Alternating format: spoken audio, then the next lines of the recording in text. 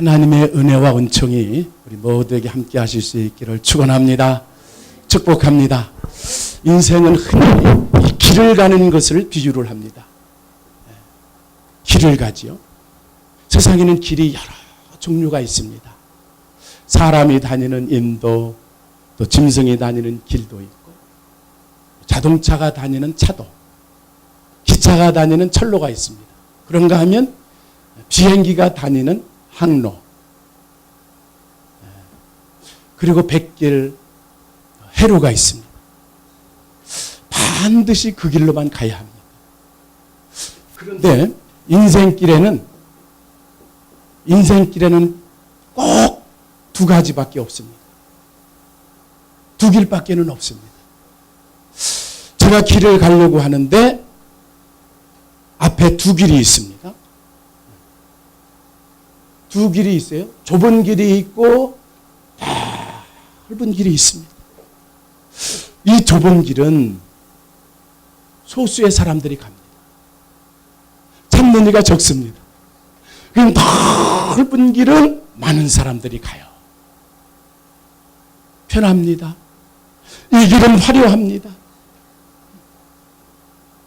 그런데 이 좁은 길은 진리의 길입니다. 생명길입니다. 하나님 나라 천국으로 가는 길입니다. 요거는 넓은 길은 요거는 사방길입니다. 결국은 지옥으로 가는 길입니다. 그렇다면 제가 여기서 서 있으면 어디로 가야 할까요? 당연히 좁은 길로 가요. 생명길, 진리의 길, 마지막이 천국 길이기 때문에, 영생길이기 때문에 이 길로 가야 하는 것입니다. 그런데 이 길로 가기는 험합니다. 어렵습니다. 위험합니다.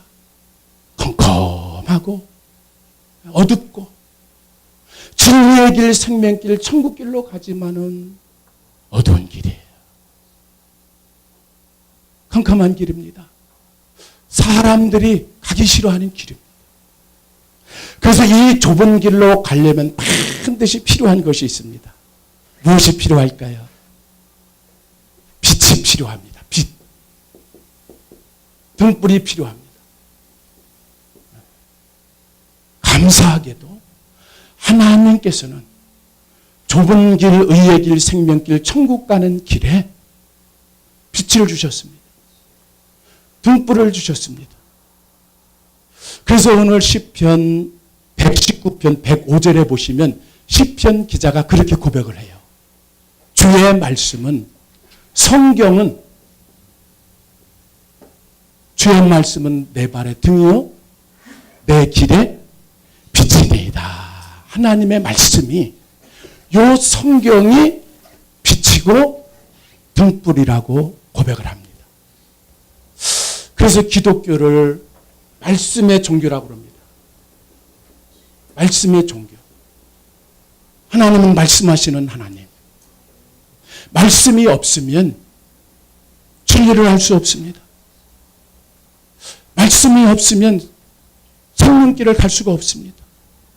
말씀이 없으면 어둡습니다. 컴컴합니다. 내 길을 알지 못합니다.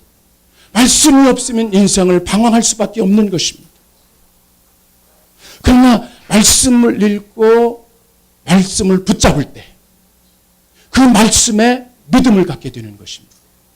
말씀이 없으면 신앙생활 자체가 불가능한 것입니다. 왜? 신앙생활은 믿음으로 가야 하거든요. 말씀을 읽고 깨닫고 그 믿음을 가지고 생명길, 의의 길, 천국의 길을 가는 것입니다. 그러면 말씀이 없으면 신앙생활 자체를 못하는 것입니다. 말씀이 없으면 믿음의 삶을 살 수가 없는 것입니다.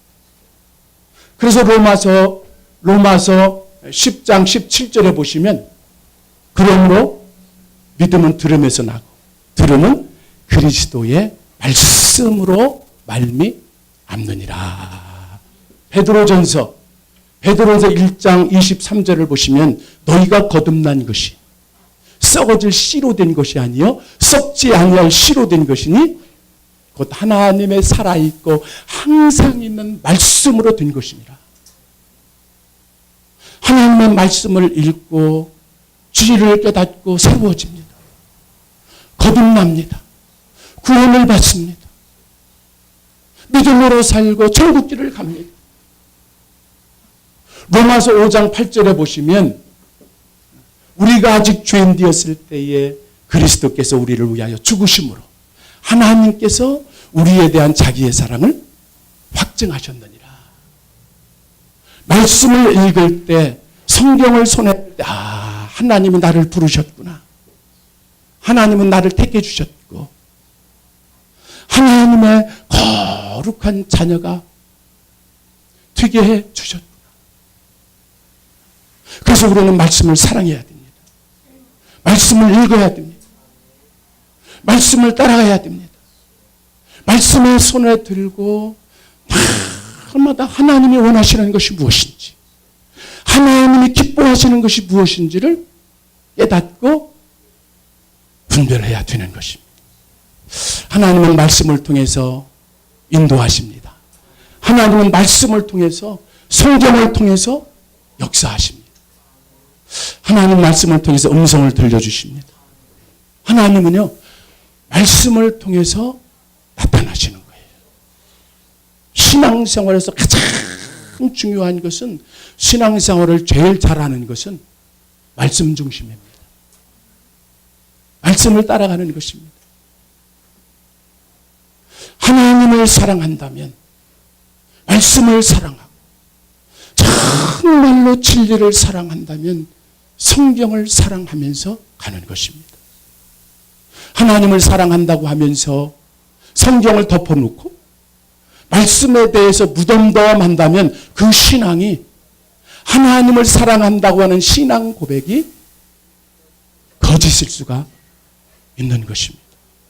하나님은 눈에 보이지 않습니다. 입술로 하나님을 사랑한다고 하면서 성경을 덮어놓고 성경을 읽지 않는다고 한다면 하나님의 사랑이 얼마나 많겠습니까? 그 하나님의 사랑을 얼마나 깨달을 수 있겠습니까? 그래서 오늘 시편 기자는 더 놀라운 고백을 합니다. 오늘 시편 97절을 보시면 시편 기자는 그런 고백을 합니다. 시편 97절을 보시면 내가 주의 법을 어찌 그리 사랑하는지요. 종일 묵상하나이다. 그냥 하나님의 말씀이 너무너무 사랑하는 거예요. 그리고 시편 103절을 보시면 주의 말씀이 어찌 그리 단지요. 내 입에 꿀보다 더 나이다. 하나님의 말씀 성경을 사랑하고 그 다음에 하나님의 말씀이 꿀보다 내 입의 꿀보다 더 달다는 것입니다. 시편 오늘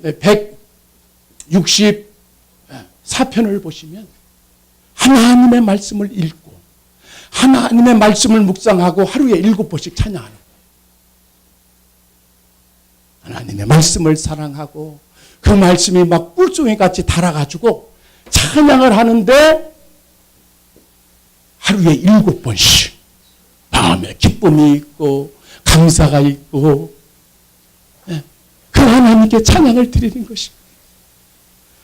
시편 165편을 보시면 주의 법을 사랑하는 자에게는 큰 평안이 있으니 평안이 있는데 평안이 있다고 그랬습니다. 마음속에 평안이 있습니다.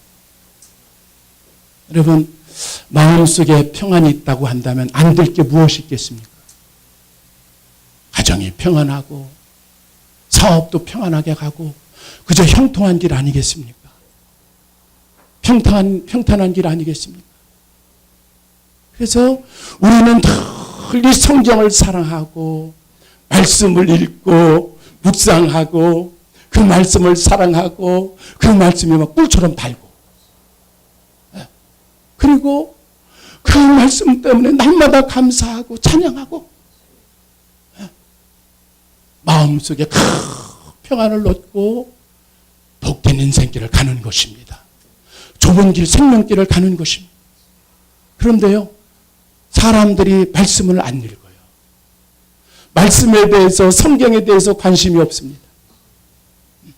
정치에 대해서 관심이 있고, 세상 돌아가는 이야기, 도널드 트럼프 대통령 이야기, 한국의 탄핵 이야기, 정치 이야기를 하면요, 끝이 없습니다. 하루 종일 다. 그러나 그런 이야기는 지나가는 것입니다. 그런 이야기는 변하는 것입니다. 이제 얼마 안 있으면 그 이야기는 다 지나가고 떠나가는 것입니다. 그러나 하나님의 말씀만 생명이 있습니다. 하나님의 말씀만 살아있습니다. 우리가 여러분 내 앞으로 온 편지를 뜯어보지 않습니까? 내 이름으로 온 편지를 안 뜯어보겠습니까? 마찬가지로 내 앞으로 주신 이 성경, 하나님의 말씀을 사랑하고 읽고 손에 들고 늘 그 말씀을 묵상해야 되는 것입니다. 그리고 성경 말씀은 우리의 영혼의 양식입니다. 규칙적으로 성경 말씀을 읽어야 됩니다. 육신은 떡을 먹어야 됩니다. 그러나 내 안에 있는 이 영혼은 하나님의 말씀을 먹어야 돼요. 영혼의 양식은 성경입니다. 하나님의 말씀입니다. 그래서 예수님께서도 말씀하셨습니다. 마태복음 4장 4절에 사람이 떡으로만 살 것이 아니에요. 하나님의 입으로 나오는 모든 말씀으로 살아야 하느니라. 하나님의 말씀이 영혼의 양식입니다. 하나님의 말씀을 먹을 때 우리 영혼이 건강하게 됩니다. 영혼이 행복하게 됩니다. 영혼이 잘 되면 범사가 잘 되고 강건한 축복이 오지 않겠습니까? 그래서 1년에 반드시 성경을 일독을 해야 됩니다. 최소한도 눈으로 읽고 마음으로 읽고 깨닫고 일독은 해야 되는 것입니다. 성경을 사랑하실 수 있기를 축복합니다. 그래서 우리가 성경을 사랑하고 성경을 읽고 성경을 묵상할 때 대표적으로 큰 유익을 저는 세 가지로 봅니다. 첫 번째는 성경을 읽을 때 하나님께서 놀라운 지혜를 주십니다. 지혜는 말씀을 통해서 옵니다. 지혜는 위에서 옵니다. 하나님께서 주십니다. 사람이요, 실패하고 망하는 것은 미련하기 때문에 그렇습니다. 무지하기 때문에 그렇습니다. 사람이 실패하고 망하는 이유가 무엇일까요? 사람이요, 지혜가 없으면 너무너무 미련한 길을 가는 거예요. 어두운 길을 갑니다. 지혜가 없으면 깨닫지를 못합니다. 가르쳐줘도 모릅니다. 개가 토했던 것을 다시 먹고요. 돼지가 씻었다가 다시 그 길로 갑니다. 그 길은 아니라고. 그 길은 잘못됐다고. 그 길로 가면 망하는 길로 가르쳐줘도 그 길로 가는 것입니다. 결국은 망하는 길인 것입니다. 하나님의 말씀을 읽을 때 하나님께서는 지혜를 주십니다. 바른 길을 가게 하고 올바른 삶을 살게 하고 하나님의 뜻을 깨달아서 지혜롭게 인생길을 가게 되는 것입니다. 그래서 오늘 시편 기자는 놀라운 고백을 합니다. 오늘 98절을 보시면 하나님의 말씀을 읽을 때 원수보다도 더 지혜롭게 한다고 하는 것입니다. 여러분, 우리가 인생을 살면서 원수들이 얼마나 많습니까? 환경도 그렇고 사람도 그렇고 모든 문제, 질병이 원수입니다. 어둠의 세력, 사탄의 권세들이 다 원수입니다. 나를 넘어지게 하는 것입니다. 원수들과 싸워서 이길 수 있는 지혜. 그 지혜는 하나님께서 원수들보다 더 지혜롭게 한다고 하는 것이죠. 그리고 오늘 99절을 보시면 스승보다도 더 나은 지혜를 얻는다고 시편 기자는 기록을 했습니다. 여러분 지혜를 구하시기 바랍니다. 지혜를 찾을 수 있기를 바랍니다. 그리고 100절을 보시면 성경 말씀 100절을 보시면 경험으로 오래 살아오신 노인들보다도 지혜가 더 많다고 하는 것입니다. 성경을 읽을 때, 성경을 묵상할 때, 숨에 들고 있을 때 하나님이 놀라운 지혜를 주시는 것입니다. 그 지혜를 가지고 인생을 승리하면서 가는 것입니다. 복된 인생길을 가는 것입니다. 지혜를 가지고 하나님을 사랑하고, 지혜를 가지고 믿음 생활하고, 선한 싸움을 싸우고, 지혜를 가지고 하나님 나라 천국길에 승리하는 삶을 살 수 있기를 축복합니다. 두 번째는 하나님의 말씀을 읽을 때 성결의 삶을 살 수가 있습니다. 구별된 삶을 살 수가 있고 거룩한 삶을 살 수가 있는 것입니다. 사람이 실패하고 망하는 것은 뭔가 부족해서가 아닙니다. 사람이 망하는 것은 뭔가 약해서가 아닙니다. 사람이 망하는 것은 죄 때문입니다. 죄가 인생길을 가로막습니다. 영적인 길을 가로막습니다. 하나님께 나아가는 길을 담을 세워서 축복의 길을 막습니다. 하나님의 말씀을 읽을 때, 묵상할 때 죄가 무엇인지를 깨닫게 됩니다. 그 죄를 뉘우치게 됩니다. 죄를 회개하게 됩니다. 그래서 그리스도인들은 말씀을 붙잡고 성결하게 살고 구별된 삶을 살고, 그래서 그리스도인들이 거룩한 삶을 살게 되는 것입니다. 97절을 보면 발을 금해서 악한 길로 가지 않게 한다고 하는 것입니다. 얼마나 놀라운 말씀입니까? 104절을 보시면 거짓 행위를 미워한다고 했습니다. 하나님의 말씀을 보니까 바른 양심을 갖습니다. 성결한 삶을 삽니다. 깨끗한 삶을 삽니다. 그래서 악한 길로 가지 않습니다. 거짓된 행위를 미워하게 되는 것입니다. 거룩한 복된 삶을 살게 되는 것입니다. 오늘 시편 119편 9절을 보시면, 9절과 11절을 보시면 청년이 무엇으로 자기를 깨끗게 하리요? 하나님의 말씀을 따라 삼가할 것인데이다. 내가 주께 범죄치 아니하려 하여 하나님의 말씀을 내 마음에 두었다고 그랬습니다. 하나님의 말씀을 통해서 깨끗해지고 거룩해지고 성결한 삶을 살 수가 있는 것입니다. 여러분, 교회도 거룩해야 됩니다. 교회도 성결해야 됩니다. 교회가 성결하지 못하면 세상 사람들로부터 지탄을 받고 세상 사람들에게 웃음거리가 됩니다. 깨끗한 교회, 성결한 교회, 세상으로부터 구별된 교회가 하나님의 복음을 증거하고 세상에 빛이 되고 예수 그리스도의 십자가의 복음을 증거하게 되는 것입니다. 우리의 몸과 마음도 말씀을 통해서 깨끗하고 성결하고 하나님의 거룩한 교회도 깨끗하고 순결해서 하나님 앞에 쓰임받아야 되는 것입니다. 그 다음에 세 번째 마지막으로 형통의 삶을 주십니다. 형통한 삶. 우리가 말씀을 통해서 지혜를 얻고 하나님의 자녀로서 성결한 삶을 살고 구별된 삶을 살게 되면은 하나님께서는 반드시 평탄한 길을 주십니다. 형통하는 길을 주십니다. 165절을 보십시오. 오늘 165절을 보시면 주의 법을 사랑하는 자에게는 큰 평안이 있으니 저희에게는 장애물이 없으리다.